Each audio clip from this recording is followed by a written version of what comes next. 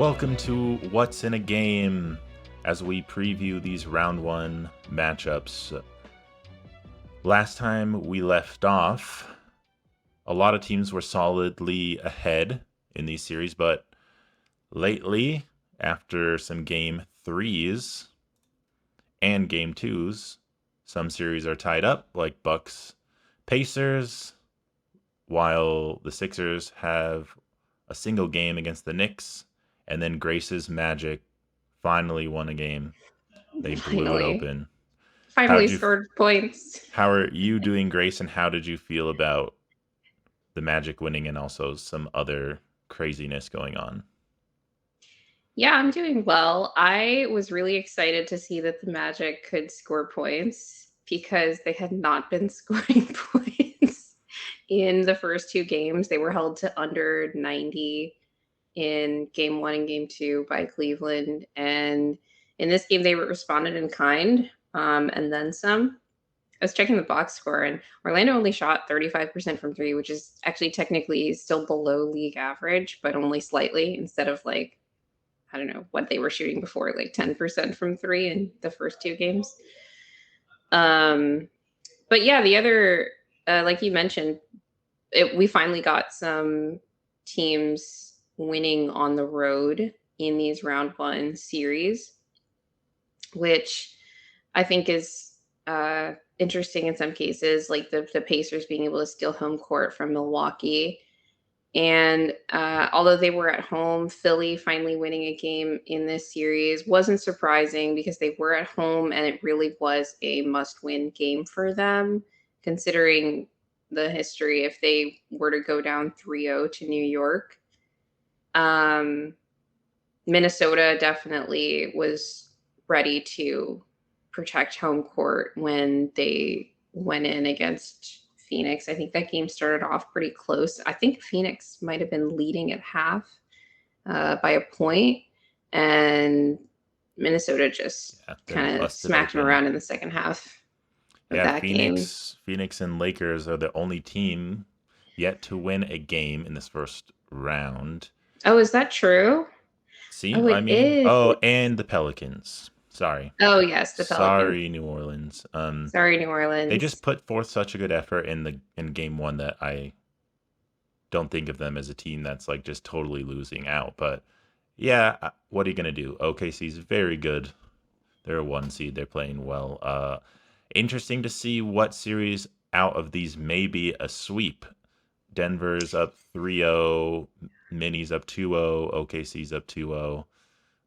Could they all be sweeps? Could all of these be a sweep? I think it would be interesting if the top three seeds in the West, all in the Northwest division, which seems to be turning into a juggernaut of a division. It's kind of annoying if you're one of the teams in it would just sweep their first round series. I doubt that Minnesota sweeps, not because they're incapable of it, but because we know how good Phoenix can be at home from playing them last year in the Western Conference semifinals. They shoot a lot better there. But I also think that Minnesota is capable of stealing at least a game. I would just be surprised if these are comfortable wins for Minnesota coming up. Last postseason, they were able to win both their home games, right? Versus the Nuggets. It was 2-2. Suns. Yeah. Yeah, the Suns won two of their home games. They obviously lost the game 6 elimination game to the Nuggets. So that was another team where they're physically kind of at a disadvantage and with tall players and physical players. So I'm like thinking, could they do a similar thing where they're going to steal 2 games at home, or is it just, are they done? And we're going to dive into that more specifically later in another segment where we're going to be talking about Suns, Wolves. And yeah, OKC, I feel like it is going to sweep, but we haven't seen them play in New Orleans yet. And traveling on the road in the playoffs is something. It's something significant that the young players on OKC haven't done yet. I wouldn't be surprised if they win both these games, but you never know if like someone has an off game or something because traveling is, yeah. Yeah, I also just think the Pelicans are going to play better at home than they did in OKC. Both games were really rough offensively for the Pelicans. I think Brandon Ingram started to get a little bit more comfortable in game two compared to game one, but um, I think OKC is just generally defending him well, and he's kind of the only high level creator that the Pelicans have right now with Zion out. So they would need a lot of high level contributions from the other guys, I think, to take both of these home games. But I do think that they could probably get Yeah, I'm excited to see them play at home. I really like Trey Murphy. I think I don't know if we talked about him much last time, but he's been doing really well. So I'm excited to see him keep playing well.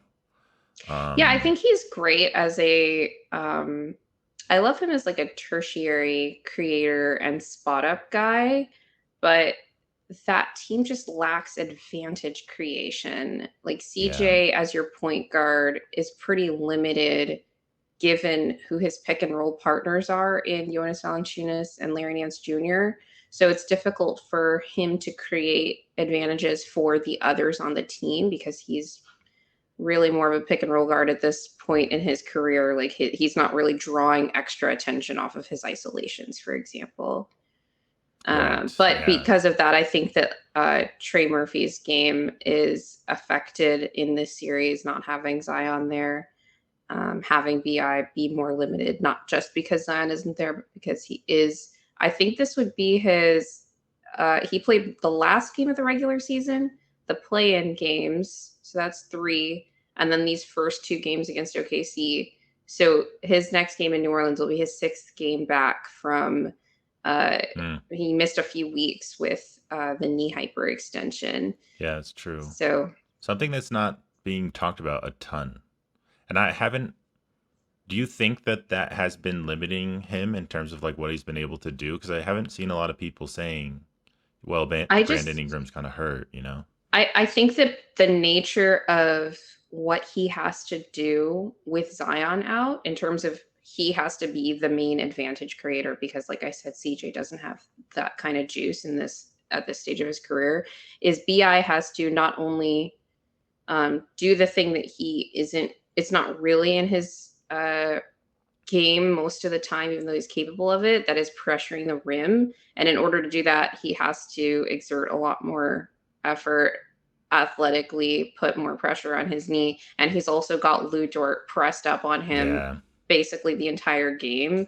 And so I do think that if he were a little bit healthier, he might be a little bit better at it, even though it's not something that he does normally. It's something that I've seen him be able to do when he has to in other times when Zion was out, for example, but he was, more in a rhythm, healthier, whatever. Yeah, but that's kind of yeah. all I have to say on the Pelicans. Brandon Ingram's always been described as like a KD type because he's long and has a very good jump shot. I don't know that he's reached the heights of what KD has reached, but even with Dort on him, I thought he could just raise up over him and hit those shots kind of like KD does on people, but it's not really been going that way. I mean, similar to KD, he has a similar issue as someone who relies The a lot on spacing. the mid range when he's got smalls on him, especially a small who's a stout defender like Dort is. Um, just being able to crowd his leg space and make the base of his jumper just more discombobulated is a problem. It's a problem for both him and Katie. The difference is that Katie, at least when he was younger, was able to pressure the rim more. Uh, I don't think Katie really does that all that much now. And we'll talk about that when we get to Suns Yeah, Wolves. definitely. But Well, yeah. yeah, You I want want to talk about Lakers Nuggets because the Nuggets had it's not going to look like it from the final score, but the Nuggets had a comfortable victory in game 3 against the Lakers to take a commanding 3-0 lead. And my big takeaway from this game is just that the Nuggets do not respect the Los Angeles Lakers at all. And I'm curious if you agree. Yeah, the ESPN, or sorry, it was on TNT last night. It's The TNT, yeah. reporter asked AG why why the Nuggets have the Lakers number. Like, what is it about that? Which is an interesting topic in itself, and how the Lakers are covered versus the Nuggets. But you understand it because the Lakers are a big market, and AG redirects it back to himself and the locker room and what they're doing, and talking about how they just focus on themselves and kind of play the right way. They are super familiar with the Lakers, though, so I think that that plays a part in it, the specific matchup. As You much think they're as tired of him? I think they're tired of them, I'm tired of them. I'm tired of watching this series. Um, it always is competitive, like in the game, at least for a portion. I don't think we've seen a full 48 minutes of like Yeah. back and forth competitive play with these teams. Like either the Nuggets are bad in the first half or the Lakers are bad in the first half, but the Nuggets have enough consistency to always make a comeback either way. But they're definitely familiar with the matchups. I think some of the stuff the Lakers are doing were surprising. Like we talked about Austin Reeves playing very physical and fast when he's defending Jamal, and AD playing directly on Jokic. We didn't see as much last year, I don't think, because they were I like mean, we did always, in the first three quarters of game one, yeah, I right. thought. And then they did the switch. Whereas now is kind of the opposite, where they started with Rui on Jokic.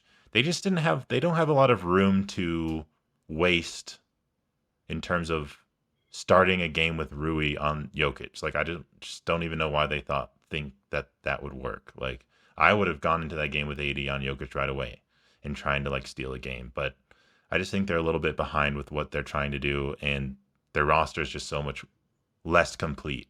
Like that's just what I think of when I think of this series, is because everyone's talking about D'Angelo Russell having 0 points and Rui Oh yeah. kind of having a bad game too. Someone tweeted that D'Lo and Bruce Brown had the same number of points last night. Oh my god. Oh, yeah. Such good production. Bruce was able to match him. Oh my god. Yeah, I'm glad that losing Bruce wasn't the Sorry, actual that was deciding hilarious. factor. But yeah, it's just, I mean, the Nuggets have a very good starting five with very little holes. And when we're playing the way we're playing, and the Lakers are really overemphasizing covering Jokic and Murray as they should be, you're going to have AG and MPJ open to do other things, just like we saw. And I really thought, looking even at the game two film and seeing how AG was playing, I thought we could definitely get him more involved on offense, just because his buckets look pretty easy. And then we saw it in game three where he had a massive game and he was just getting passes and dunking it. And LeBron and D'Lo were like over rotating and like leaving him open in the dunker spot sometimes, because I Yeah. don't think LeBron trusts, like Rui is like has a slow closeout on MPJ and just like runs past Yep. him like with no energy. He And was an then issue on defense. Like we I think you and I talked about this um online a couple of days ago when we were like, okay, they're going to be playing Rui. Are there ways that we could exploit Rui on defense now that he's a starter? And I'm like, oh yeah, run him around screens and mhm, get MPJ open. I just wasn't sure how big a part of the offense it was going to be for the Nuggets.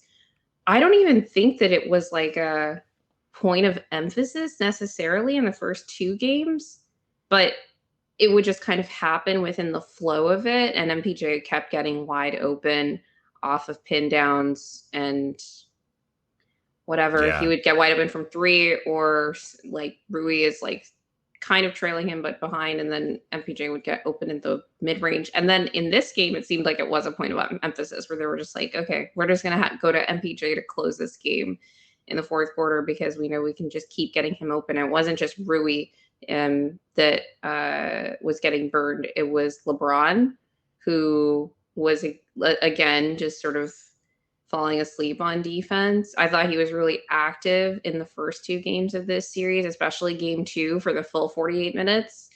And then in this game, he was active for like the first quarter. And then I didn't even notice his impact really after that on the game. I think Nuggets fans and everyone who watched will remember seeing LeBron being very frustrated every time the Nuggets would score. especially MPJ. And you can just see, I think, that he doesn't trust his teammates to rotate properly or like on defense, I'm talking specifically. Like you said, it wasn't an emphasis to put Rui in like these actions where you're just running Murray out of the corner. He's so far off MPJ. I know LeBron sees it and is out of position on how he's helping AG sneaking behind him or something. It's not like he's been perfect either. But in spurts, he's shown that he's good defensively. And that's like the whole story of the Lakers this series. It's just in spurts they're doing okay. And then it just fizzles out. I mean, this game in particular, it looked like they just gave up like in the It third was quarter at some point. it was crazy because they came out with so much energy. I was prepared to come on the show today and talk about how, the Lakers ran some really interesting actions with LeBron off the ball to get him coming off a handoff and coming downhill, and it's really hard to guard. And Mm-hmm. then they ended that game so sad. They came out with so much energy, forcing turnovers, getting runouts. They had an 8-0 start to this game.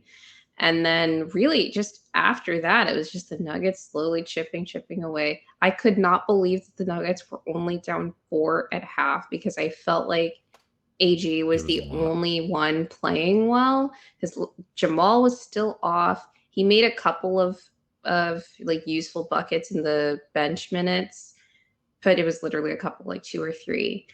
And then the starters came back in and they weren't going on like the normal, oh, they're going to like go on like a little run to like cut it going into the half and maybe even take a lead, but nothing was flowing or anything. It was just the Lakers kept making mistakes or just missing point blank shots. There was a lot of missing shots at the rim, and then the Nuggets would just run out and score, and a lot of it was AG and MPJ. That was the Nuggets offense for the entire first half of this game.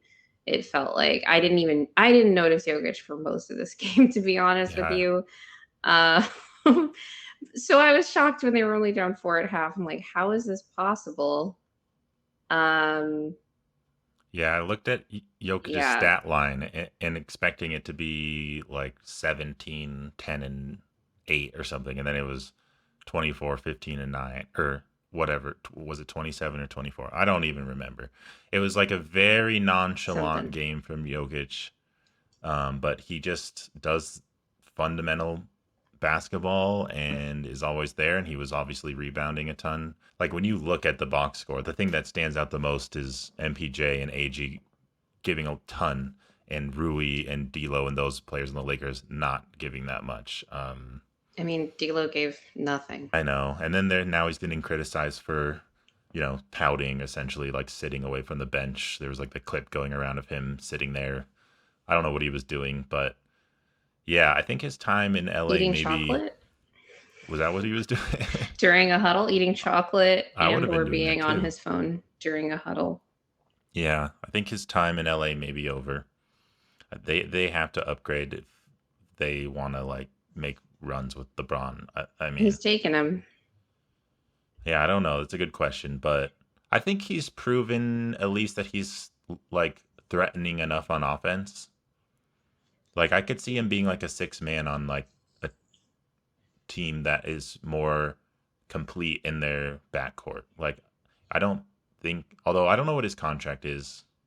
I think It's it, still really they gave him like a decent, like more okay. team friendly deal last So summer. he's So it's not something on like like a 17 huge million, I contract. think. Yeah, if he's Yeah, not he still on was on that a massive one. $30 million deal last year. That's why there was so much drama in the offseason about, well, we can't just let D'Lo go, but if he wants anything near what he's making already, then it's not worth it. But they couldn't let him go because they couldn't lose that salary slot because of all the cap implications. Yeah. But I think they were able to convince him to resign at it was either between 17 and $20 million. I mean, if an East team takes him, they could make a really significant playoff run with him. He could go to Philly. Yeah, he could be a backup in Philly. I'm just saying, like the East, you can get away with not playing as much defense at the guard position. Just Yeah, saying. his Just saying. contract right now is he's on a $17 million deal with a player option for 18.5 million. next That's a season. very good contract to be able to trade, I think. It's just a Yeah. matter of who will do it. So we'll see. Yeah, the Lakers are just outmatched, and the Nuggets are just complete I mean, the in Nuggets didn't comparison. even play well in this series. They're shooting 23% from three in round one, which is the worst of any team, including the Orlando Magic, Uh which was oh. shocking to me. And yet they're up 3-0.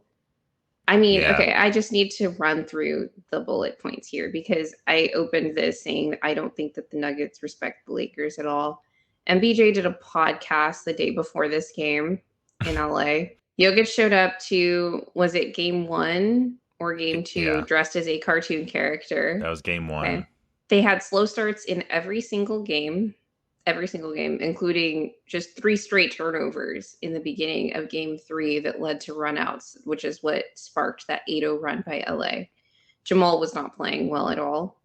Uh, we put AG on AD again in this game three because we just couldn't stop the LeBron AD pick and roll for some reason. I was And like, Jokic okay, had the Yoke, foul like you're trouble. getting cooked right now. Yeah, Yoke was in foul trouble. That was the actual reason. And we put KCP on LeBron James again, and the Lakers just had no answer for it. And we had our own Rui adjustment because we put Jokic on Rui Yeah.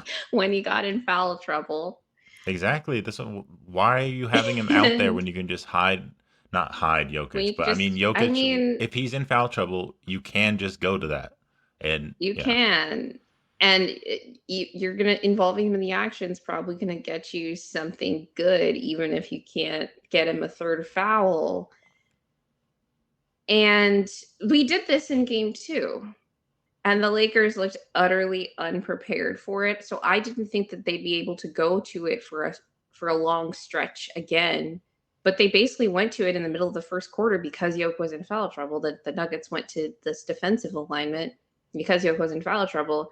And the Lakers just like, I don't know. And that's what allowed the Nuggets to get back in the game after being down 12 in the first quarter. Yeah. So, I mean, okay, this was the other thing because I was so confused end of the toward the end of the half. They brought in Gabe Vincent. They go to this three guard lineup with AR, D'Lo, and Gabe Vincent, and they have Gabe on Jamal. And Jamal is posting up Gabe Vincent, and the Nuggets are trying to feed Jamal in the post, but the Lakers are super packing the paint. So I'm like, guys, there's something open on the other side. So they turn the ball over again, I think like twice in a row on Jamal trying to post up Gabe Vincent. One I think was on the entry pass. The other was, I think, I don't know if it was turnover, but Jamal like goes for this like tough shot or whatever. And I'm like, how is this our offense to close the half? That's literally never what the Nuggets do. It felt like they were just trying shit in this game, in Yeah. this game three, where they were down. They were down at the point that they're just like trying this out. And then at the end of the game, like Nuggets are up and the Lakers are trying to play the free throw game, although like trying is doing a lot of work there because the energy in that building from the crowd to the players on the floor was really dead. They're trying to play the free throw game. And the Nuggets, the first time they inbound directly to AG because the Lakers are on Jamal and Yoke. And they don't really try to, the Nuggets didn't really try to free the two of those guys up. So they inbound to AG for free throws. They did that twice. And then a third time, they managed to inbound the ball, I think, to Jamal. And Jamal gets trapped, gets it to Yoke. Yoke's just dribbling it down the court. We're in like 30 seconds left in the game type territory now, final minute. And they're up enough that it's whatever. But then Yoke just dribbles and he just passes the ball to AG and he holds it to get fouled for the free throws. And like, we're inbounding the ball to Aaron Gordon for free throws in not really technically clutch time because they were up more than five. He got to take the free throws. He made them. He went 5 of 6 from the line in this game and he got a new playoff career high because of it. So the Nuggets were just like stat padding for AG in a playoff game, Yeah. gambling on his ability to make free throws, which is funny because he's actually the best free throw shooter on the team in this In this round one playoffs. series so far. Yeah, I don't know if it's But because that was the where I was yeah just like, we're not taking this team or this game or this round seriously at all. At yeah. I all. saw a funny tweet that was talking about how the Nuggets were practicing all these aspects of how the series has gone, where AG's practicing free throws and they're practicing coming back from a 20-point deficit, and Jokic is practicing X, Y, and Z. And that was a very funny tweet. A plus to that one. But Yeah, that I was mean, Josiah Johnson. yeah, I would be surprised if anyone on the Nuggets would admit to that and say, yeah, we don't take them seriously, and so we're trying some stuff out. Just because I think that they're a very serious basketball team and they're a Yeah, championship basketball they team. wouldn't ever admit it. Jokic said before the series, and I don't remember if he reiterated in his post game last night. He thought the Lakers was the toughest series that they had last season, and I'm just like, Hmm. this is such cap. Like I Good. Yeah. Build them up. Build them up. it just wasn't true because that was his easiest series individually. And the one where the team performed the best as a whole, even ignoring the game to game result. Yeah, it was a sweep. And the games were close. I think it Um, was maybe mentally tough because they knew, I think they wanted to get the sweep and they hadn't swept anyone in the playoffs yet. And it was like, I think it was a mental challenge to like close them out in game four. And I think you saw last postseason how Jokic celebrated getting that mhm. win. And like, I think, That's true. He and celebrated that one more than when they won the finals. yeah, exactly. So I'm interested to see if it's equally as difficult to close them out and get the sweep because we were down in that game where we swept them last time and came back and like I didn't think we were going to be winning that game and we ended up pulling that out just like all these other Lakers games have gone. I would love to just play from ahead and just like see the Lakers really just phone it in and quit, but um I mean, that's what happened in this game. As soon as we took the lead, as soon as they were down only 4 at half, the Lakers were just we're done. done. Because that Yeah, second half, I don't even have any positive notes outside of just AG and MPJ are just carrying. just going off. But It was a very yeah, like very relaxing game for me personally. I was not stressed. I, relaxing. I even thought even if we lose this one, like we'll be okay and we'll get the next one. And it just yeah, going down 8-0, I kind of thought, okay, I could see the Lakers getting a game. It's okay. But then we were just slowly, methodically getting back into the game and we just take over. And then obviously the effort that the Lakers were not putting forth was obvious. And yeah, it just one of those things where we have their number, and now I'm waiting for the Lakers to really start over complimenting the Nuggets and how they're this all-time great team, and whoa, they're so organized and they're so good. Um, so that they can build it up to where like, hey, like we shouldn't be expected to win a single game against this team. Look how good they are. Yeah. No, Um, I mean that'd be great. And I think that Darvin should probably do that because he might be on the chopping block. It doesn't seem like the Lakers ownership really wants to get rid of him, but there's a lot of arguments against him, and it seems like all the players want him gone. So I don't know. They're gonna have an okay, I interesting mean, off season. for the Lakers organization, like I mean, Darvin Ham could be a better coach, but I don't think he's the biggest reason why the Lakers aren't Oh yeah, no, they're making a just run. limited.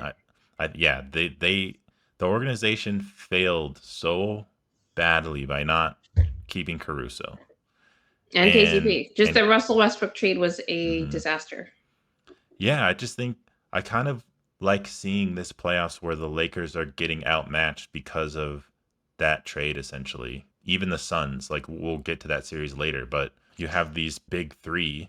Like it's just a very old style of roster building. Like the James Jones is really good friends with LeBron.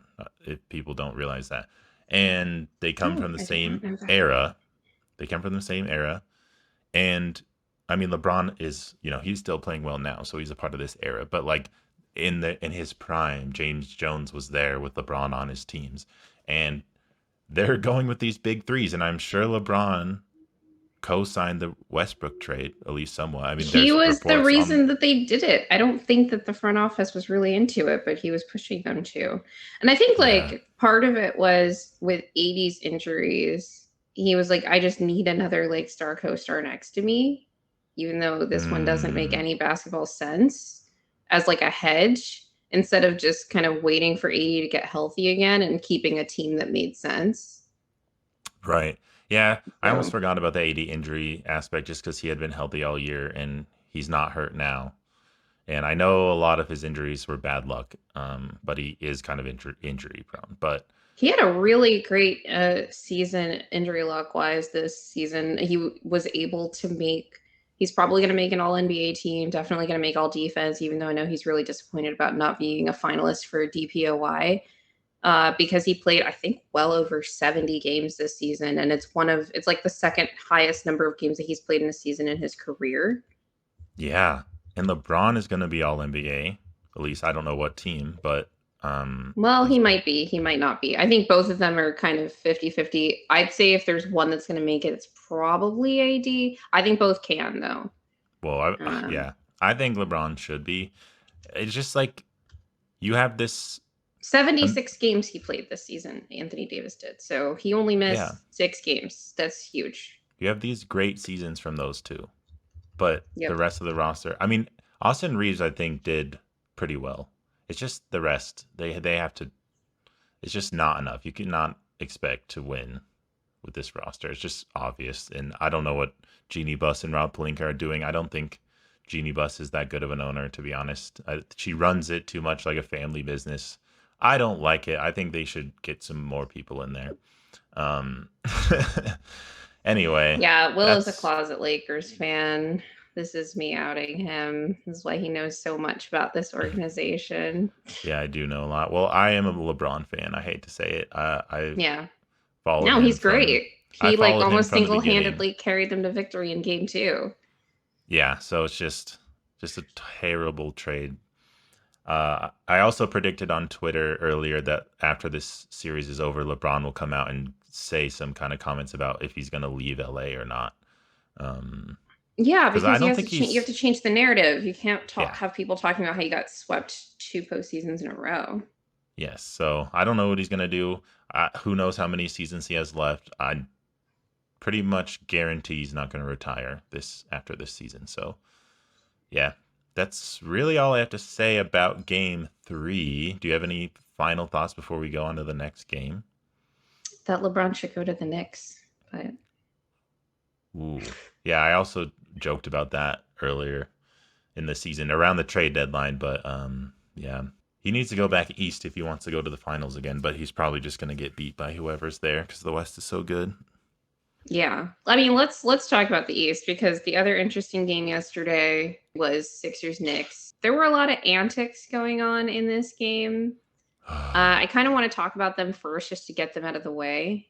Yeah, let's do it. Joel Embiid is coming back from meniscus repair surgery. Uh, and he is clearly not 100% himself physically. Well, I don't know about himself, but he's just not 100% physically. This is kind of like his perpetual state in the postseason, right? And he was clearly, from the very beginning of this game, very frustrated with some of the non calls that were happening, the calls that he is normally accustomed to getting. And I do think that he ended up getting some of them in the second half of this game. But he was really frustrated and he committed 2 offensive fouls and those offensive fouls were sandwiched by what ended up being called a flagrant one on a play when he was lying on the ground in a rebounding situation, I think on defense. Mitchell Robinson is jumping up to grab an offensive rebound and dunk it. And while he's there, Joel is on the ground and he pulls Mitchell by the leg, I think by the ankle, actually, there. And that ends up being reviewed and gets called a flagrant one. He was stomping his feet at no calls down the other end of the floor at points. There were a couple of other clear shoves and, if I'm being generous, some bumps on other players. Though, with a player as big as him, a bump is kind of big that we're not called, and we're like, okay, whatever. If they were part of like another game, I'd just be like, okay, he's just like kind of playing like extra physical tonight, so whatever. But it was part of a pattern, a larger pattern throughout the game that clearly indicated to me how he was letting his frustration boil over into really endangering other players in this game. And I was pretty not shocked that they didn't give him a flagrant two for that play on Mitchell Robinson, but I would have ejected him because that was just a big no no. I thought it was really, like, frankly, just fucked up, especially the fact that he's coming back from a knee thing and yanked on the ankle of a player who was going up, a player who was coming back from his own missing more than half the season stint because of an ankle injury was really messed up. And I don't know if it was on that play or another play later in the game where Joel ends up drawing a foul on Mitchell on a jump shot where he kind of like clanks his ankle into Mitch's ankle. And it's after that play that Mitchell Robinson has to leave the game. I was really just appalled with Embiid's behavior in this game. I thought it was really messed up. And it was clear that it was born out of his frustration with his own situation, but it's really no excuse. And I think that that's going to be something to watch as the series goes on. And the officials are going to need to rein this in more Hmm. because Mitchell Robinson might he couldn't come back for the rest of the game, and he might be out for the series, and that could be a play that ends up deciding the series, Yeah. because another player was intentionally endangered on that play. Yeah, because he's done a Um, good job coming in yeah, and subbing in for iHeart and playing defense, and he was doing a fairly good job. And now he's hurt. yeah. What are your thoughts on that? Because I do want to get to the actual Yeah. gameplay, but I wanted your thoughts on it because I do think it was a big. Everyone was giving their thoughts on it on Twitter yesterday, and I Hmm. didn't even realize it because I was just sort of doing my live reactions to the game, and I didn't see everyone's reactions like in that moment. But after the game, I saw that, oh yeah, okay, everyone was having the same. It seemed like everyone was having the same Yeah. thoughts as me about like, yeah, I don't know, I probably would have ejected him there because that was really fucked up. Yeah, I heard some people say they were glad that he didn't get ejected because, they don't want the Sixers to have to lose a game I to the thought that Knicks he that was way. really selfish in the first half of that game in Yeah. particular. He some of this behavior did continue into the second half, but it wasn't to the same degree. I thought he was being really selfish because it seemed like he was playing in such a way that he was trying to get himself ejected from that game. It didn't seem like he wanted to be there. Yeah.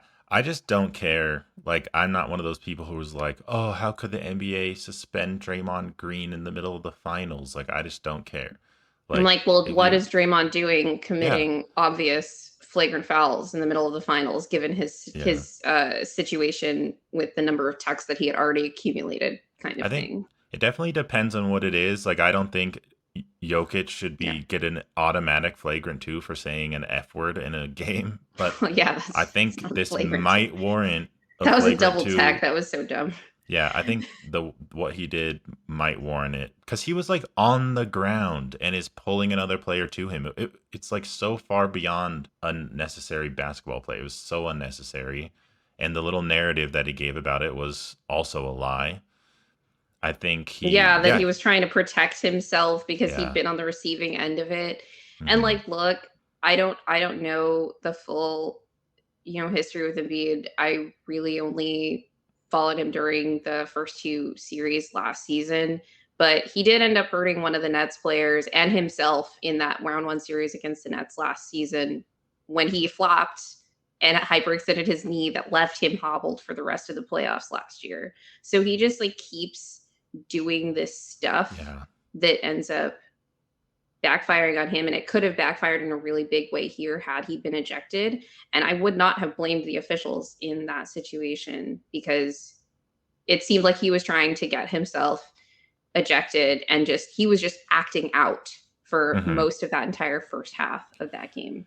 It's interesting because I don't want to compare Jokic and Embiid too much, just because it's so overplayed, and we all get frustrated with this debate. This But is not part even, yeah. part of Jokic's growth has been Yeah. him reining in his frustration at refs, because early on in his playoff runs, he used to get really mad and yell at the refs, and that was the thing that we talked about. We've seen him clearly rein those emotions in because he knows he's not going to get those calls, and it's just like a distraction. And I've seen him in certain playoff games change that behavior, and that shows signs of maturity from him. And Embiid is the opposite, where he feels entitled to these calls, and he's whining and complaining and overreacting to these.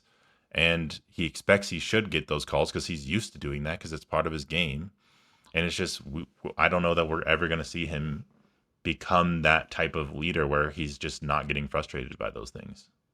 And the thing is, like, part of what it takes for you to, I think, a player to get motivated to get better with that is to kind of continually not be rewarded for it. I do Yeah. think that he did get some calls in the second half of this game that were like really iffy, but it was, I think most of there were like, Knicks trying to play for free throws at the end of this game and whatever.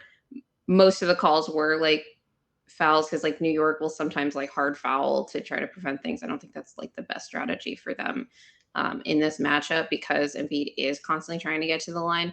The fact that he's on a team, and especially you could look at last season, but it's carried on to this one where he had Harden on the team, and this season he's got Kyle Lowry with his Kyle Lowry antics, and Tyrese Maxey has adopted a couple of the Harden-esque and Embiid-esque free throw drawing things. It's like a culture of it on that team, Hmm. and at least in this game, they were rewarded for it in a lot of instances. I don't think in every, because I think all of the first round series have been very physical compared to the regular season. Like, I think Philly probably could have had like 10 more free throws in this game if they got their regular season whistle. But I do think that they got a generous whistle, but it was a not quite as generous as it normally is. But they did get some home whistle things. But the fact that it's just like the whole team is like this and was, say, last season too, like there's no reason to not feel entitled. And I do think that, especially with some of the tantrum throwing that Embiid was doing at the no calls, like on the spot, excluding the fouls that he committed out of frustration, but the tantrum throwing was stuff that Luca's getting teed up for on a regular basis for doing that very same stuff, like yelling Yeah. at the refs, literally stomping his feet at like a clear just no call on trying to draw a 3-shot foul on Precious Achua. And then like at one point he just like sat on the ground after a missed shot and everyone's running back. Like that would have been a delay of game. It's all this stuff. And I'm like, dude, you need to, like, they could have given him more tags for that, but he already had the flagrant, so that actually would have resulted in ejection just because of the two tags. Yeah, I think it's a problem, and I'm really curious if the Philly is entirely capable because they have Joel Embiid of winning this series. Um, if they move on to the next round, they're playing. Possibly Oh, they Bucks. Bucks or Pacers, right?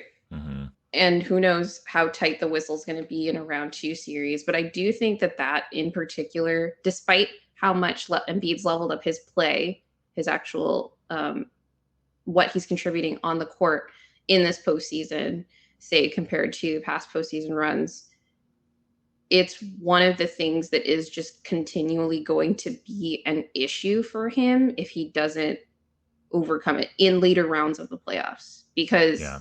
that's not stuff that you see from a championship team.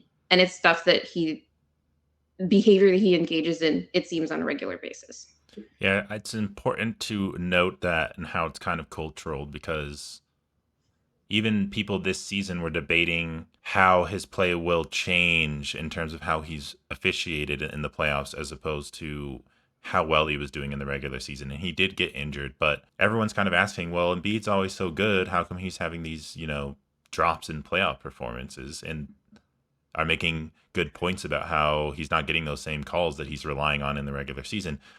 It's unfortunate that we saw that again happening in this game 3 versus the Knicks. But yeah, it's creating this dynamic where he's frustrated at the end of the game too because they have these strong beliefs about how Maxi should have been, he should have been rewarded with a foul there. And They he, also should have whatever. just scored on like two of the prior possessions to blow the game open, but Yeah. Embiid tried to flail to draw fouls and didn't get the call. That's Yeah. actually something that some people have I not know. discussed toward the about the end of that game because they were up five with what was it, 30 seconds left, but they could have been at 10, really. I don't know if it can if it's possible to make this argument that all the grifting and all that and throwing up shots on plays where you're not even trying to legitimately shoot it but you just want the foul is somehow really leading towards you winning the game. I mean, I know free throws are an important aspect of winning every basketball game, but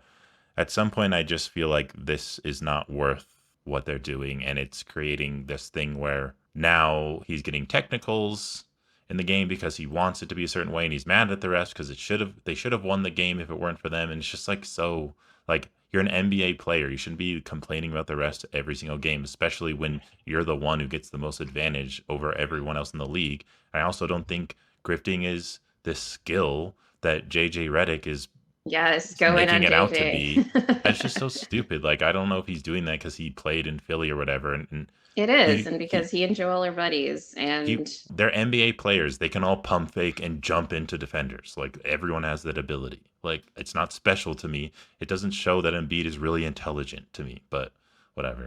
Um, I guess we can move on to what we actually saw in the yeah, game let's besides let's talk Embiid. about the game because Yeah, I have a lot of critiques of how Embiid comported himself throughout the entirety of this game, but he was very impactful for Philly. A lot of players were.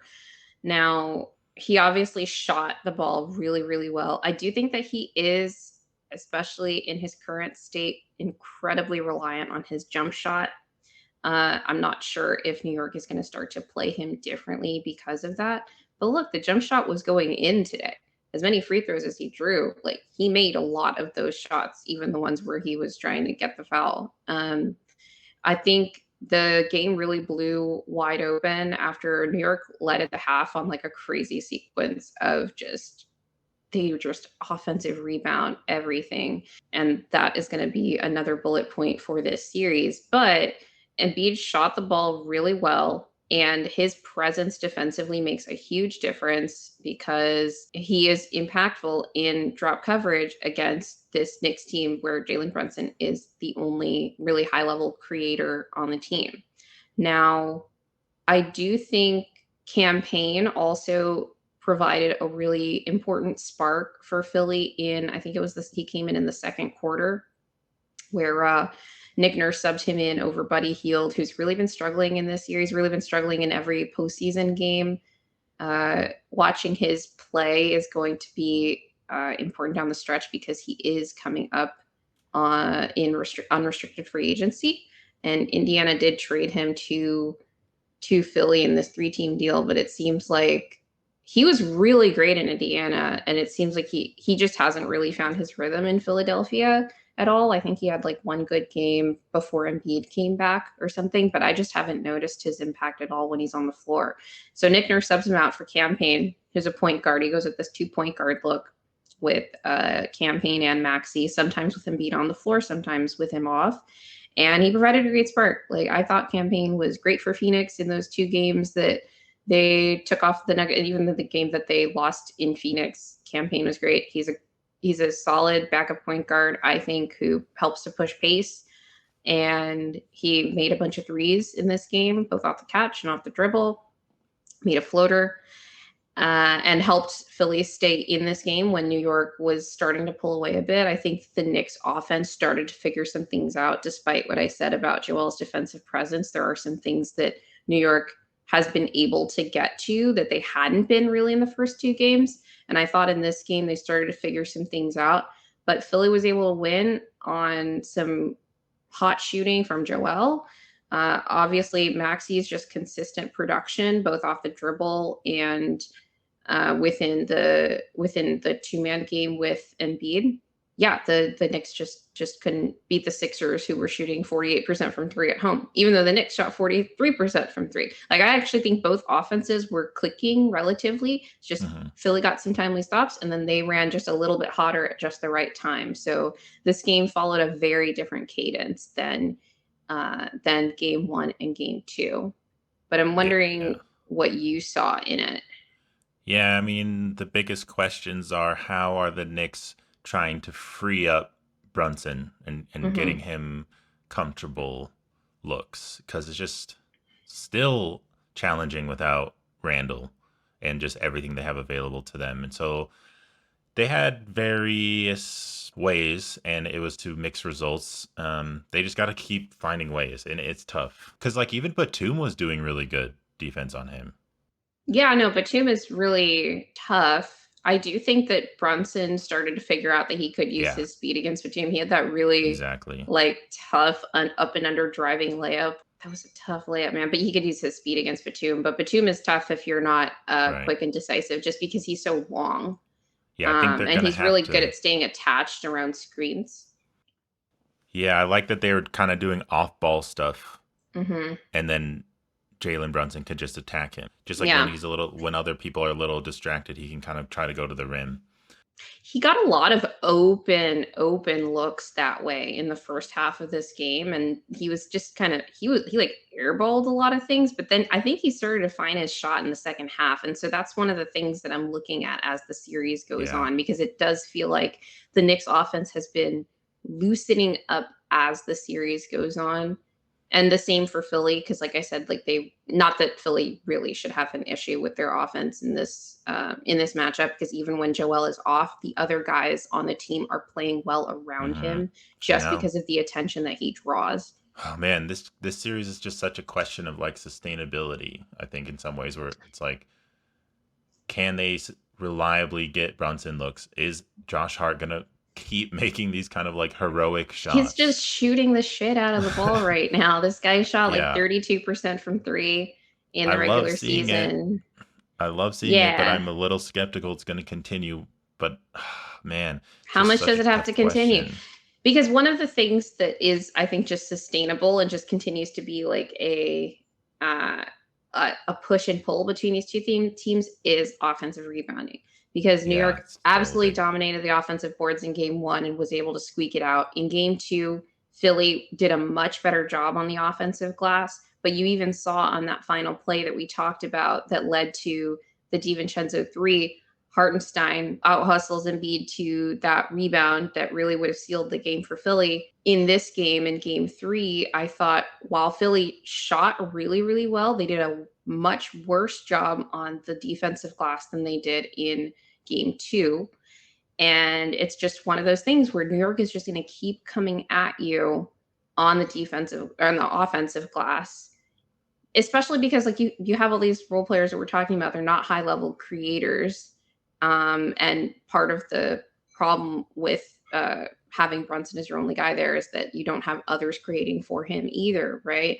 Even though I do think that they're starting to figure some things out with the within their sets and just finding some synergy there. They are contributing to the offense in other ways, and offensive rebounding is a big part of that. In game three, I do think that the reason that New York is able to do this is because Joel has been a really poor defensive rebounder. Hmm. In this game, he only had 8 total rebounds. That's a problem because he is playing most of this game. It's not like you're getting spot minutes from like high number of spot minutes from Paul Reed, because that would be a problem for Philly defensively. Like I said, Joel is a lot more impactful in that drop coverage than Paul Reed can be. So he's going to have to do center things. He's going to have to rebound better, because as it stands right now, I mentioned this last show, the reason that Philly was able to be better on the defensive glass in game 2 was mostly because of the other guards and wings. Now game 3, Philly was able to win. Their offense was totally clicking. They were making everything. But New York continues to flex their muscle on the offensive glass, and you can't be giving up 35% of available offensive rebounds. You can't let a Yeah. team like the Knicks, that although they're figuring some things out offensively, they should be a lot more limited than Philly. but they're rebounding over a third of their own misses. So you're giving them those second chance opportunities. And so, and as the series goes on, like you say, it's this sustainability. It's also like this war of attrition, like who's going to just sustain. And the thing to note about New York in this game is Philly goes up like 10, 11 points in the third quarter, and they're never really able to fully pull away with it at the end of the game because the Knicks just keep coming at you. They kept offensive rebounding, they kept running their stuff, they kept hitting Hmm. threes. Like they're not gonna just go away. So Philly's gonna have to keep executing. And so and that includes finishing defensive possessions. Right. So yeah, that's just how this series is going to go. It's why I think a lot of people predicted it, whichever direction they thought it would go, New York or Philly, it would be a 6 or 7 game series, is because one team has a significant talent advantage and the other team has a significant hustle advantage. Right. Yeah, that's the big question is is are the Knicks so tough and physical and just making those like hustle plays that it's gonna push them over the top? And Well, it got them 2 games, yeah, I got them two so games and it's just can it get are them they can they anymore? get that two more? If they can just keep winning at home, they're good, but we'll see. Yeah, speaking of Paul Reed, I think Knicks need to attack him more. They need to attack more when these better defenders for Philly are not there and like Yeah. really go at it because I feel like they're being a little passive in that regard. But the other question I have is what can they do with the Embiid Maxi pick and roll too? Because Oh, there's nothing you can ah, do with that. You're just kind of what I yeah, think that New York should do is let Joel keep going with his short middies because he is going to keep settling for those jump shots. He's going to make all he could make all of them. You don't know, but you'd rather him be making his twos than like barraging you with 4 threes in a row. hmm, And stop sending him to the line because I think that's the biggest thing. yeah, Uh, and I say I that know, as someone who thinks that Embiid grifts a lot, and he does. But I think that the way that New yeah, York is defending him is playing right into it because they do play him very physically, yeah, but they also will intentionally foul at times because they like setting the tone, whatever, not letting anything come easy. But I think you're just like giving them a chance to set their defense, giving them a chance to giving Embiid a chance to catch his breath. Like they need to run the attrition game. Part of the problem, though, is that although I think that like Tibbs has done a decent job actually of not making Brunson play like 44 plus minutes a game. Like in this one, I think he played like 39, which is good. But yeah, he it's Embiid versus Brunson, basically stamina, and but hmm, also the Philly role players versus the New York role players and their stamina in yeah, like who's going to stay off the glass and like all of these hustle things, who's going to make their shots when they're dead tired kind of thing. So I think they should stop sending it to the line because they're not getting those free throws just because they yeah, don't have the personnel really to have an athletic advantage in that way.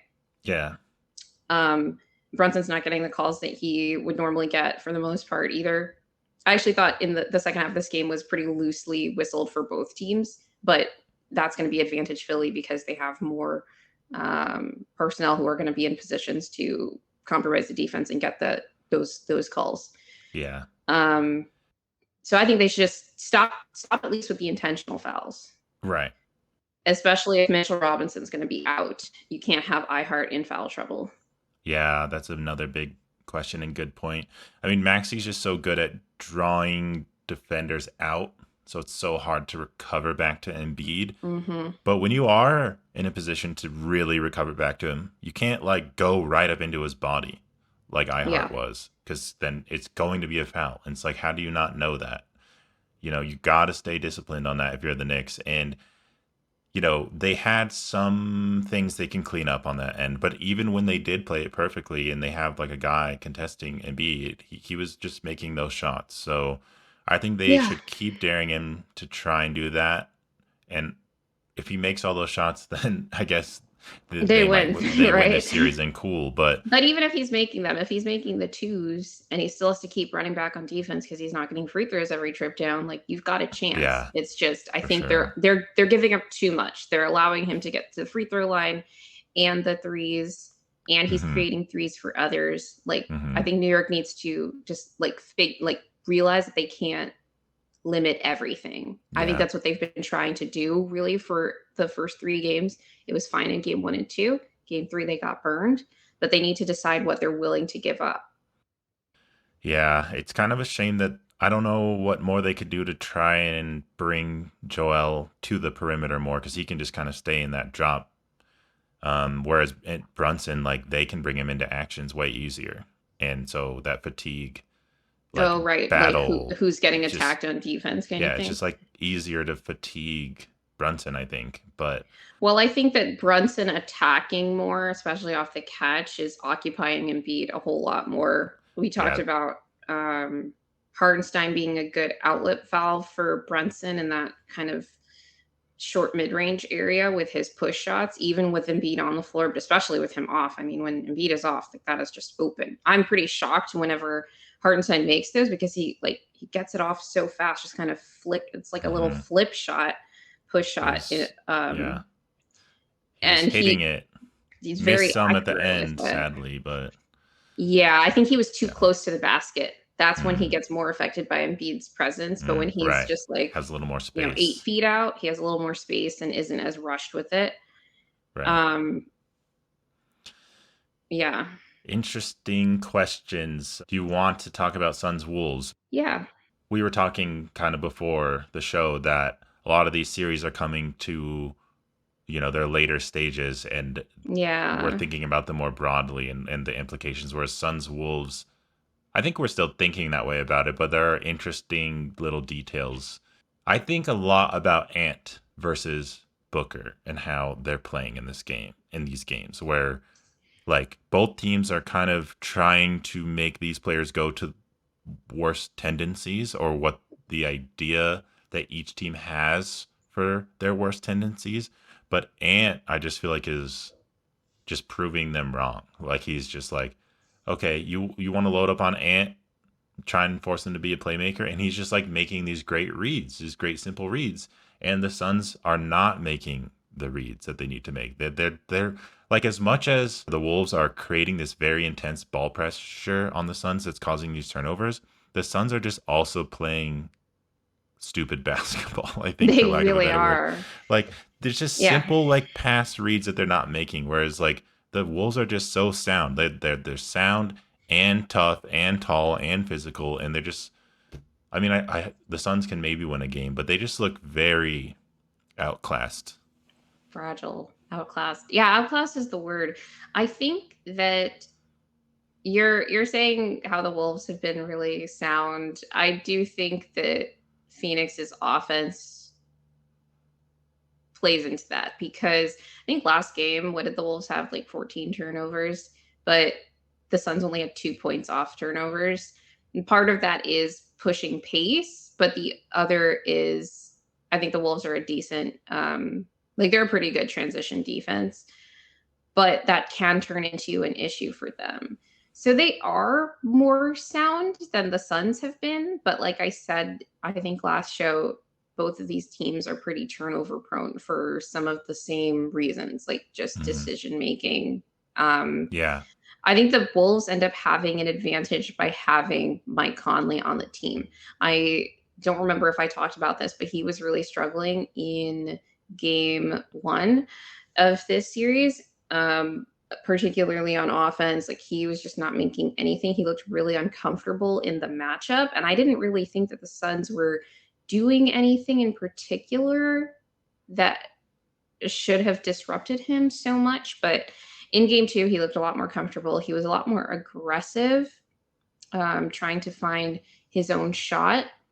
And because he's the best decision maker on the team, when he gets going and he can force Phoenix to react to him, he can create for Jaden, for Ant, who then you end up in a situation where Ant is attacking off the catch instead of having to create everything. And that's kind of where, at least in his current form, he can be the most dangerous. The reason that we're talking so much about the individual matchups in this series, like you said, is because one, the Suns are playing stupid basketball, but they're doing that because of how the Wolves are deciding to guard them. And Phoenix hasn't really countered it in such a way that would allow them to play smarter basketball in spite of the Wolves' adjustments. So, for example, In contrast to that, you have the Nuggets who end up in a situation where a lot of teams are like, oh, we're just going to play Jokic straight up. That's how you play him. You don't let anyone else going. But in my opinion, that's actually the best way for the Nuggets to be played that allows the other guys to get going, because when Jokic is being played straight up, he can draw the big out of the middle. It creates so much more space for the Nuggets to run all of their off ball actions. That's one of the reasons that when the Wolves play them, they go double big, they put Cat on Yoke, have Rudy and help. It helps to disrupt the things that the Nuggets have going on ball, off ball rather. And then the Nuggets counter, and they're like, well, we're just going to have AG basically running point, which draws Rudy out. And even when he's kind of ignoring AG can do all kinds of stuff both on the ball and off the ball that can reopen things up in ways that you wouldn't, that just change the geometry of the court. And so that's what's happening in this series, is that the Wolves have said we are controlling the geometry of the court, and the Suns have not been able to counter in a way that allows them to control the geometry of the court. So you end up in a situation where each game is just decided by who's beating their one-on-one matchups. And there are a couple of interesting ones in this series, because I personally think that Rudy and Kat have done a decent job on KD through the first two games. I talked about how in game one, KD was really cooking because of how one on one, both Kat and Rudy were defending him. Game two comes around. Rudy and Kat are both crowding KD more, forcing him to beat them on the drive. Kat's strong enough that KD can't get totally comfortable when he kind of gets to his spot and rises up for that jumper. He still made some shots, but it looked a lot tougher than in game one when Kat was playing off of him because he was afraid of getting blown by. But Mm-hmm. that's just not KD's game at this stage. And same for Mm-hmm. Rudy. KD was able to get all the way to the rim on some of these drives actually, but Rudy's got a 7'9" wingspan, and it's hard for KD to get a shot up over that, especially when you're that close to the basket. Then you have Booker, and it seems like the Suns tried a couple of different things out in this game too to try to free up Booker from the Jaden McDaniels matchup, which has basically been like locking Booker down through the first two games whenever Jaden is on Booker. But then you have situations where Cat's in foul trouble and you have to move Jaden to the four. So you have Jaden on KD, and KD cooks in that matchup compared to having Cat or Rudy on him, which is just, oh my gosh, Rudy Gobert can't guard on the perimeter. But then you have Kevin Durant, who, at least in his current stage of his career, is not like blowing by those guys. But I mean, the big story is like Minnie's up 2-0. Like they found ways to win games, both when Ant absolutely goes off in the third quarter of game one, and in game two, he was not really a factor offensively. He, I thought, continued to take some of those tough isolation looks, actually, like when you're talking about baiting players into their worst tendencies. I don't think that he did it quite as much as in game one. I think at some point he kind of realized, like, okay, I'm not quite on tonight. So he wasn't like high volume in that sense, but he was still very inefficient. And I don't think that he was attacking in terms of his own scoring in a way that was very smart. But for the most part, when he noticed that Phoenix was loading up on him, he was either getting the skip pass or swinging to somebody else who could find the open guy. I'm curious what you think about Yusuf Nurkic's role in this matchup. Mm-hmm. He did a little better in game two, right? With like rebounding and trying to do those things. Yeah, He's one of the only players on the Suns who can do stuff like that. I mean, KD can be a rim protector, yeah, but man, speaking of the Mike Conley matchup, he was destroying Nurk, I think, because he was playing drop yeah. and he was getting tons of points. And then they're bringing Nurk closer to the level of the screen, which then they got even more burned by because then they're playmaking and Rudy's rolling to the rim and KD's not going to be able to rotate and stop Rudy Gobert even going to the rim and dunking it. So I think that they have some limited ways to solve these issues because Nurk is like one of the only people who can be doing stuff like this. And yeah, I think they're just in trouble. I think that there's just not much they can do. Even from an individual matchup standpoint, as you went through, it's just like even team wise, where the Suns are, where I think they're behind in how they have to adjust to stay competitive in this series, the Wolves are just that much more ahead, I think, because I haven't even seen them have to make too many adjustments. So I'm like, even if the Suns make these reads and they're playing more sound and they're playing advantage basketball in the offense, and let's say they figure something out on defense where, like, I don't know, they could put a weaker player on Cat or something. He's a big body, but I think smaller people can guard him. And they're putting stronger defenders on some of the other Wolves' offensive threats. That I still might think not part be of the enough. problem is that they don't have anyone who's like small and strong. They Yeah. have Royce O'Neal. I mean, Cat cooked anyone who tried to guard him in the post. Mm-hmm. That's true I too. So don't like, I think yeah, the Suns it's are a just gamble. more limited in what they Yeah. can do. Like their best stretches were when they were like, let's try to get Cat in foul trouble. But then you end up in a situation where the Wolves bench is just better than yours. Nikhil Alexander Walker came in, was great on defense. He was not as much of an offensive factor in this game. He had 10 points, but it's not like he was hitting like, 4 threes or anything like that. It was actually a really inefficient 10 points. Now I look at it. He was 4 of 10 from the field, 1 of 4 from three. Hmm. So he was like 1 of 6 from two. I think that Jaden McDaniels was a huge problem for Phoenix. I thought that he cooked everyone who was on him. A lot of the time it was KD. Yeah. So I talked about how KD was cooking Jaden because he could really just bully him and or shoot over the top. There was like one time I think when he had him in the post and Jaden got a good contest without fouling. But every other time, like KD is very comfortable in that matchup.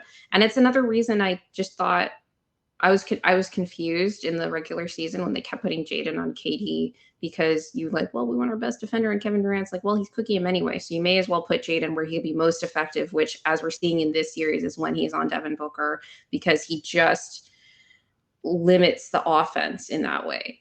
I do think, and this isn't us trying to like help the Wolves. Like we talked a lot about the Knicks because I think both of us are rooting for the Knicks over Philly, but like I hate the Suns. Any Phoenix fans who are in the chat, please don't hate our podcast, but I really hate your team. And I heard that you guys have some gripes with them after this season as well. But I'm just interested to see how long this series can go. Right Right. now, Minnie is in position to potentially go for a sweep. But I do think that Phoenix, while they are limited, particularly in what they can do defensively, I think their defensive game plan has been fine. Their offense has been a really big problem in this series. So we're talking about some of these one-on-one matchups, but you're looking at the Wolves like offensive rating, and it's nothing crazy in these games that they've winning both in a blowout and then comfortably.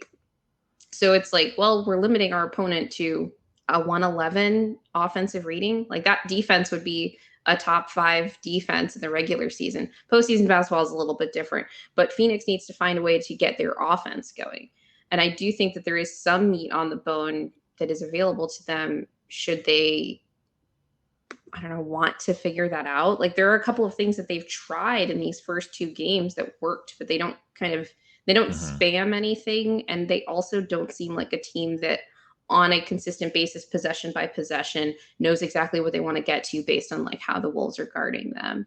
And I don't Yeah. even think, although the Wolves have tried some zone, it's not like the Wolves are changing up too much on a possession by possession basis. The only times that they like say switch matchups when you have like Jaden on KD instead of Book, which I think is a good matchup for Phoenix, is when Cat's in foul trouble. So it feels like the Wolves, it feels like the Nuggets series where it's like, well, we haven't really had to do anything different yet because Phoenix hasn't counterpunched in a way that's forced us to change anything. No. And I do think that Beal is a potential problem for Minnesota. He has looked very comfortable in the first 2 games. He's been a really good decision maker in a way I didn't really expect. I know he played point both on he kind of played point slash combo guard sometimes when he was in Washington. When I checked out some of the film of that after he got traded to Phoenix, and he can make really good decisions in pick and roll. And part of the problem for Minnesota is he's one of those small, quick guards, similar to that's the same profile as of of a Nuggets killer as it is in as a Minnesota killer. But they don't go to Beal a ton, and he is losing his minutes. Part of that is when he's playing point when Booker's off the floor, and they just tend to get killed in those non-Booker minutes. But even in this last game, I think, let's see, Booker and Durant were both minus 24s, and Beal only lost his minutes by 11. And everyone played over 40 minutes. So it's one of those things where you're like, okay, what were we doing in those minutes offensively in particular that was good? I was looking at his shot profile because in game two, he wasn't particularly efficient, 6 of 17. But a lot of the looks that he missed were literally just wide open. Like, he is so quick coming off those screens. Ant hasn't done a really great job of staying with him. I think he got burned more in game one because Beal made more shots, but it didn't matter because Minnesota was just absolutely slamming them. But on the other end, especially like Ant was just cooking in that second half. But in this game, Beal got so many just wide open shots coming both on and off the ball. He's a lot more decisive off the catch than both KD and Booker. So he actually has the potential to add a more dynamic layer to their offense if that's something that they're willing to go to more. It's just one of those things where you look at Phoenix and you're like, this team doesn't really know how they want to attack. And Yeah. I'm not sure if they or their coaching staff are really smart enough to identify some of these things. But that's why I think game three will be really interesting. Phoenix will be at home. They'll probably shoot better. They did lose Grayson Allen in this game. We forgot to say because he did sprain his ankle. I don't know if he's going to be back for game three Mm, because he did have to leave in the middle of the game and didn't come back. But they'll be at home. They'll probably shoot better. Let's see if they make some adjustments in their offense that kind of gets things clicking. It is definitely a must-win game for them because if they go down 3-0, this thing is over. I'm not sure that they get another game if they go down 3-0, especially given the perceived emotional fragility of that team. yeah. Um, Well, the Wolves have yeah, not closed out anyone in the playoffs in a while, so maybe if it goes since Kevin 3-0, Garnett. yeah. So maybe if it goes 3-0, the Suns win one game because the Wolves are like haven't been in this position really, and they relax and they have to learn that lesson or something. I don't know, but I just don't trust the Suns really to start making better decisions. Yeah. I I don't know. trust I them to mean, make shots, but I don't trust them to make decisions. yeah. I mean, Frank Vogel with the Lakers won a championship, and the Lakers did talk about how well he prepared them and how much like of a film guy he was, and just always giving them really good game plans. So I'd be shocked a little bit if the Suns didn't come out in the next game making better reads. And part of the problem, honestly, was Grayson Allen, who was terrible in his decision making. So He was really bad if he's in a not way that playing, I'm like, why don't you play like this against us, Grace? yeah. I mean, I don't know. Like, I mean, he probably could have fixed it. I don't know where he is and if the Suns are going to play worse or better without him. I'm not really sure. He's one of their better role players, so I would assume they would the, play the worse. the But problem with not having Grayson is that you end up with somebody substantially worse in that spot because of yeah, how much worse their bench is. hmm In this game, they ended up closing out with Eric Gordon in Grayson's place. And Eric, I think it's funny because I thought in game one and game two, Grayson was playing the way that Eric Gordon has played most of the season, where he's like not, shooting wide open shots and like making bad decisions with the ball. But he closed out this game actually pretty well. Phoenix got destroyed anyway, but he made some yeah, shots and he drove on guys, got to the rim. He's really strong. He can be a bully ball player when he wants to be. But if Grayson isn't able to play, then Eric Gordon definitely becomes Phoenix's X factor because they need him to play well. Because if he's not, then their spacing even becomes even more crowded because the Wolves just won't respect that spacing. Not that yeah, it'll matter. It's just like Mike Conley. They'll probably stick Mike Conley on him, and I don't think that Mike Conley is going to be particularly impactful. hmm Say on like yeah, drives, like helping yeah. on drives or anything, but He's not going to be it that kind just of puts a player. lot more pressure on the rest of the team if EG isn't able to deliver, especially if he is there in place of Grayson, who has been so impactful for Phoenix. Like it's funny that Grayson has been so good this season. He was like the most efficient volume shooter in the league. Wasn't invited to the All-Star Weekend 3-point contest for some reason, but he was amazing, and Phoenix was still almost a play-in team. Hmm. So it was one of those things that I had in the back of my head, like they are perhaps dangerously reliant on this role player. And we're kind of seeing that in the first two games of this series, where, first of all, they're not getting shots to him. And when he is getting shots, he's either passing them up or making bad decisions with the ball. Yeah. So it's like one of those things where Yeah. it's like, oh, if Jason Allen has a bad game, Phoenix just can't win. And that's not really a sustainable formula.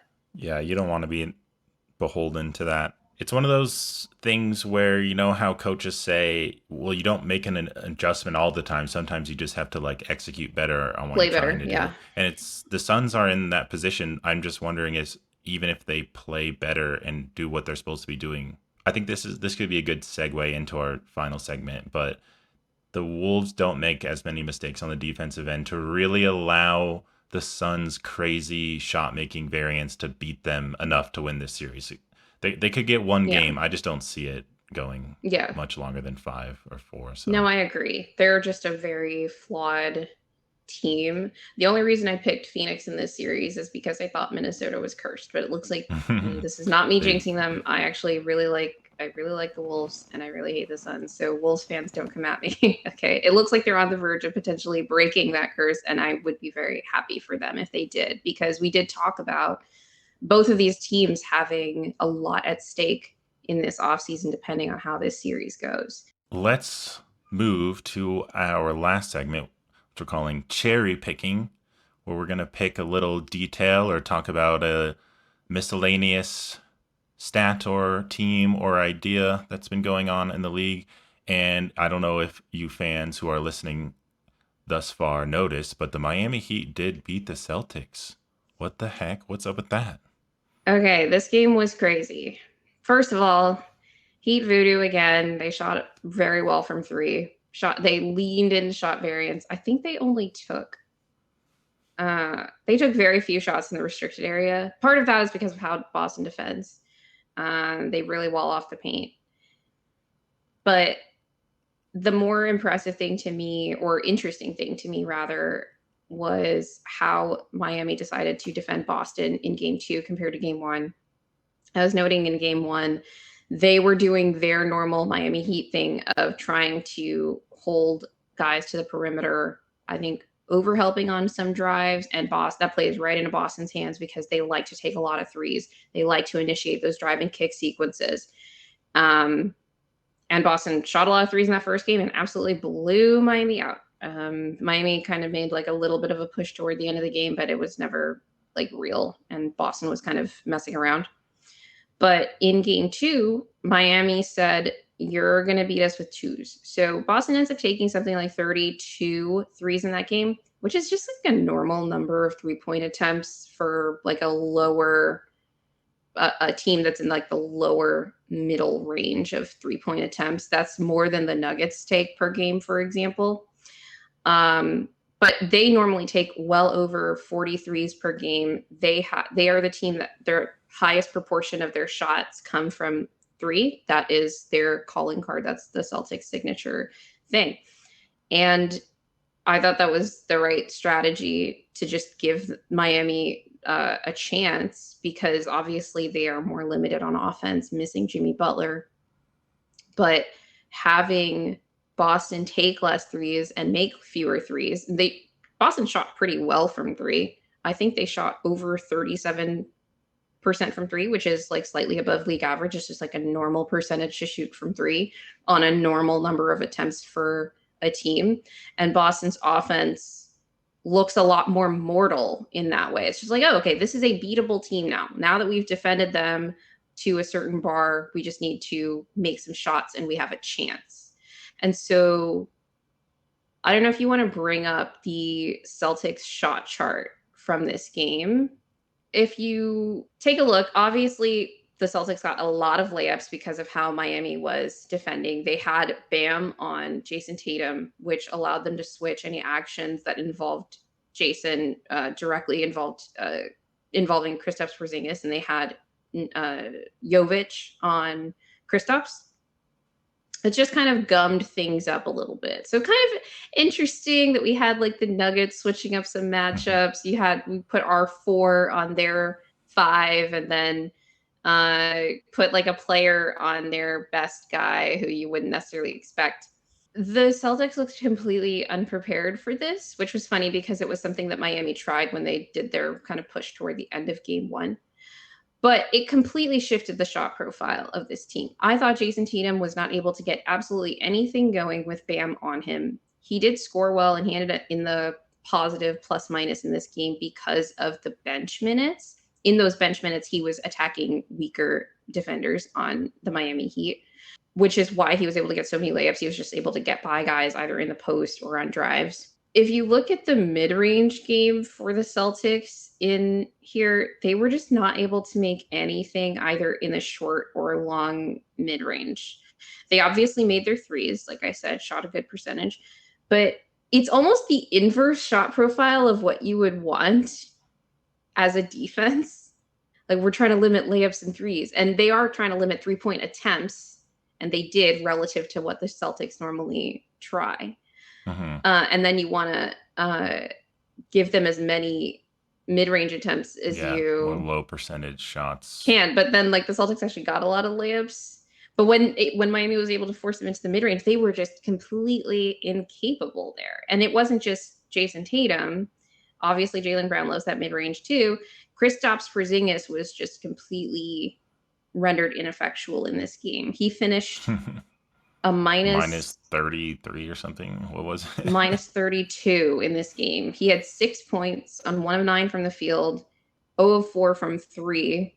And some of those he'll just make those shots Yeah. next time, probably, but some of them were just like good late contests because especially Jovic is more mobile, not more mobile than Bam, both of them are, but more mobile than most centers that would be on Kristaps. So when they run that pick and pop, Jovic is better equipped to hedge and recover than most centers who would be put on Kristaps. So you end up in a situation where it was not just Jovic, but also Caleb Martin that guarded Kristaps for points of this game.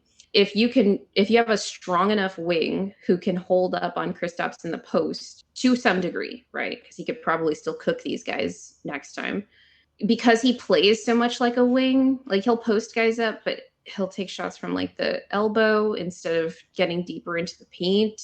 That's just like what he does, in addition to Miami being defenders being just strong enough to keep him from getting a little bit closer to the basket. He wasn't going to try as hard to get there because that's not what he does. Yeah, I just thought that was a really smart game plan from Miami to give them a chance. And then obviously the 3-point shooting helped them to actually win this game. And I thought Tyler Hero was amazing on offense. He was Yeah, he obviously was. making a lot of shots, but the more Really impressive good thing to me was playmaking. his playmaking. Yeah, Yeah. really good. It was Did you awesome. see did you see his game? Yeah, I did. The playmaking is what stood out to me the most too, because it's just not something you always think of with him, and to do it against the Celtics. Part of it is, and the Celtics just played really bad defense in this game, They like were very, very horrible. bad. Like And Miami it's shot just, 50% from 3 in the first half and the Celtics were like, we're just not going to close out on these guys hmm yeah, at as much all. as I want to, like, we all know that the Heat had a great shooting game, but it was because they were just letting them shoot it open. Jaylen Brown was bad positionally. Drew Holiday was also bad positionally in giving up these threes. And in help, like falling asleep off the ball. They were Yeah. very not locked in this game. Like So, this doesn't change how I feel about the series. right. I thought the Celtics might sweep, but Yeah. I wanted to give Eric Spoelstra enough credit for like 1, maybe 2 games. I think the Celtics probably take the next 3 because they're like, everyone's talking about how we got to get serious. Did they like lock in? Yeah. Um, I don't see it, yeah, as yeah, a problem. Like, it's nothing to do with their roster that they can't guard this. They can't guard the perimeter. They can. They just are. They have way too many people in the wrong spot. It's kind of like yeah. how the Suns are defending Anthony Edwards, like 3 people in an action, and the Celtics had 3 people in actions on the Heat, and it's just like, why? You don't need to do that. Joe Mazzulla didn't get into the top 3 of Coach of the Year, but I think he's a good enough coach that he's going to correct these things on the Celtics end. And I don't think Miami is going to have enough to win the series, but if they keep playing defense like that and Miami is playing defense the way that you just laid out, then they have a shot to get some games maybe. But yeah, it was a really rough game from them. So I don't know if that was the lesson they needed early on in this run, and they're gonna lock in on defense because they had a Yeah. very good defensive rating through the regular season. So I don't expect They them to were be. tied for second. They were very Yeah, good defense, and their defense to me is the more impressive thing about this team, as elite as they are numbers wise on offense. Like I've said this before, I just, when you look at their offensive process and you look at how well a game plan like this was able to limit Boston in terms of just, they look mortal. So I just feel like they can yeah. look mortal on offense. Their defense is the thing that has to take them over the top. It's funny that we have all these little tiny questions about the Celtics and their decision making late game and their shot uh, choice and shot profile late game, and now there's questions, even though I don't think it's that robust of a question, is their defense going to have these lapses? Are they going to have mental lapses on defense too, like they did in this game? Is this like a canary in the mine situation where it's like speaking to a larger issue, or is it just, they just had one bad game and whatever because they weren't taking the Heat seriously because they're so good? I don't know, but it's something to look at, and we'll see how the next game goes for them. I mean, it's going to be back in Miami, so I don't know. See how they play at home. I don't expect them to win the series still, but yeah, some interesting questions for sure. That's all I have on Celtics Heat. Is there anything else you want to say before we head out? Yeah, I just wanted to say it was interesting how Indiana was able to bounce back in game two against Milwaukee. And it seems like Giannis is going to be out probably for the Yeah. next 2 games. So we're recording right before Pacers Bucks is about to start game three. Um, and so that's definitely an issue for Milwaukee. I think we both picked the Bucks in this series, but that's entirely predicated, at least for me, on Giannis returning by game five. Hmm. So we'll be watching out for that news. I do think that the Bucks are capable of taking another game in Indiana. They just need to keep the series close. But if Indiana is able to take the next 2 games at home, then I think Milwaukee is in some deep trouble, even with Giannis back, because you then end up in a situation where you have to win 3 in a row. And yeah, that's just going to be tough. So that's what I'm going to be watching for this weekend. A lot of big games happening between today Yeah. and Sunday. So Yeah. we're probably Very. going to know the results of at least one, hopefully, round one Yeah. series by the beginning of next week. And it'll be interesting to see which series go the distance, if any. Yeah. Yeah. We may be saying goodbye to some of these teams that we like to talk about on this show by the next time we record. We will see, but we can't wait to see how it plays out and get into it again. So I guess we'll leave it at that. And just remember, NBA fans, winning is fun and losing sucks.